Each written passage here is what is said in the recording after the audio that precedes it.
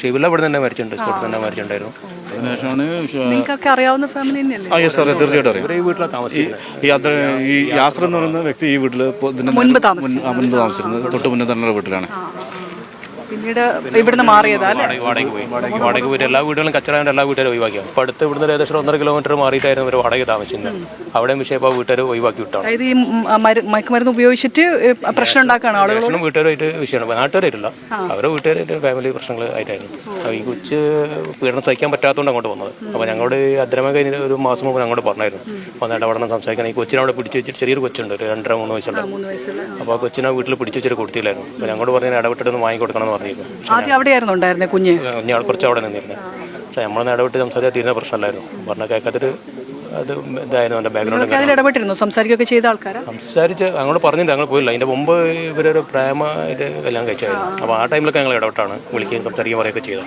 പക്ഷേ ദുരവശാലം ഇങ്ങനെയൊക്കെ സംഭവിച്ചു പോയി. അല്ലെങ്കിൽ ഈ കസ്റ്റഡിയിലാവുന്ന സമയത്ത് അവൻ പറഞ്ഞത് ഷിബിലയെ അല്ല, അബ്ദുറഹ്മാൻ എന്ന് പറയുന്ന ഭാര്യാപിതാവിനെയാണ് ഞാൻ ലക്ഷ്യമിട്ടെന്നൊക്കെയാണ് പറയുന്നത്. അവരാണ് ഒന്നിച്ച് ജീവിക്കാൻ സമ്മതിക്കാത്തതെന്നൊക്കെ പറഞ്ഞു. അതൊക്കെ വെറുതെ ചുമ്മാ പറയുന്നതാണ്.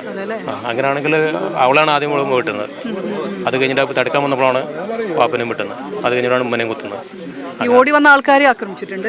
ഓടി വന്ന ഞാസർ തൊട്ടടുത്തിട്ട് ഓൻ്റെ നേരെ ഓന് ഇവിടുന്ന് കുത്തിയിട്ട് കൂടെ കയറി പോകുന്നതാണ്. അപ്പോൾ ഇവർ ഒച്ചയും പടയും കേട്ടപ്പോഴാണ് തൊട്ടടുത്തുള്ള ഞാസർ ഓടി കയറി വരുന്നത്. അപ്പോൾ ഞാസറിൻ്റെ നേരാണ് ആക്രമിച്ച് ഓനെ വരുന്നത്. അപ്പോൾ ഞാസർ സ്വയരക്ഷയ്ക്ക് വേണ്ടിയിട്ട് സൈക്കിൾ എടുത്ത് എറിഞ്ഞതാണ്. അത് എറിഞ്ഞ് കഴിഞ്ഞപ്പോൾ പിന്നെ കുട്ടീൻ്റെ വാപ്പയും വന്നിട്ട് കല്ലെടുത്തിട്ട് വണ്ടിക്ക് വന്നിട്ട് ഗ്ലാസ് പൊട്ടിയത്. അതുകൊണ്ടാണ് വണ്ടി പെട്ടെന്ന് ചേസ് ചെയ്യാൻ കിട്ടിയ ഗ്ലാസ് പൊട്ടിയോണ്ടാണ് എന്ന് പെട്ടെന്ന് മനസ്സിലാക്കാൻ പറ്റിയത്.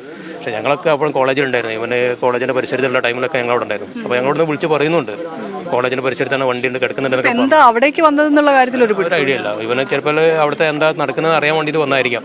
അതായിരിക്കും അറിയുന്നത്, അല്ലാണ്ട് വേറെ ഒന്നും വരാൻ ചാൻസ് ഇല്ല. പുറത്തുണ്ട്, വണ്ടി അവിടെ ഉണ്ട് എന്നൊക്കെ ഞങ്ങൾ വിളിച്ചു വരുമ്പോൾ ഞങ്ങൾ അപ്പോഴും തലയാട് ഭാഗത്താണെന്നൊക്കെ ആൾക്കാർ ഇങ്ങനെ പറയുന്നതുകൊണ്ട് ഏതാ സത്യം എന്താണെന്ന് ഞങ്ങൾ അറിയില്ല. ഏകദേശം ഞങ്ങളുടെ അടുത്ത് നിന്ന് ഒരു 50-100 മീറ്റർ മാറിയിട്ട് പിന്നെ 1-2 മണിക്കൂർ അവിടെ ഉണ്ടായിരുന്നു. ഞങ്ങൾ തൊട്ടടുത്തുണ്ടായിരുന്നു. ഇന്നലെ മെഡിക്കൽ കോളേജ് പരിസരത്ത് വെച്ചാണ് യാസറിനെ കസ്റ്റഡിയിലെടുക്കുന്നത്. എവിടേക്കാണ് യാസർ പോയത് എന്നുൾപ്പെടെയുള്ള കാര്യങ്ങൾ അന്വേഷിക്കുന്നതിനിടയിലാണ് മെഡിക്കൽ കോളേജ് കാഷ്വാലിറ്റിക്ക് സമീപത്ത് വെച്ച് തന്നെ യാസർ അവിടെ ഉണ്ടായിരുന്നു എന്നുള്ള വിവരം ലഭിച്ചതിൻ്റെ അടിസ്ഥാനത്തിൽ നാട്ടുകാർ ഉൾപ്പെടെയുള്ളവർ യാസറാണോ എന്നുള്ളത് പോലീസിന് സംശയമുണ്ടായിരുന്നു. എന്നാൽ ഇവിടെ ഉണ്ടായിരുന്നു, ഈ പ്രദേശത്തുണ്ടായിരുന്ന ആളുകൾ കൂടെ കാഷ്വാലിറ്റിയിൽ ഉള്ളത് കൊണ്ട് തന്നെ എളുപ്പത്തിൽ അത് യാസറാണെന്ന് മനസ്സിലായി. ഒപ്പം ഈ പറഞ്ഞതുപോലെ യാസർ നേരെ ഇവിടെ കൊണ്ട് കാർ നിർത്തുകയാണ് ചെയ്തത്. അതായത് ഈ റൂട്ടിലേക്ക് പോകാൻ വേണ്ടി കാർ നിർത്തി കുത്തിയതിനു ശേഷം കാറിൽ കയറുന്ന സമയത്താണ് ഈ ഷിബിലയുടെ പിതാവും ഈ കാറിന് എറിഞ്ഞിട്ടുണ്ട്. കാറിന്റെ ചില്ല് തകർന്നത് അങ്ങനെയാണ്. അവൻ രക്ഷപ്പെടാതിരിക്കാനുള്ള ശ്രമം അവർ നടത്തിയിട്ടുണ്ടായിരുന്നു. തൊട്ടയൽവാസിയായ നാസറും അങ്ങനെയൊരു ശ്രമം നടത്തുകയും ചെയ്തിട്ടുണ്ടായിരുന്നു.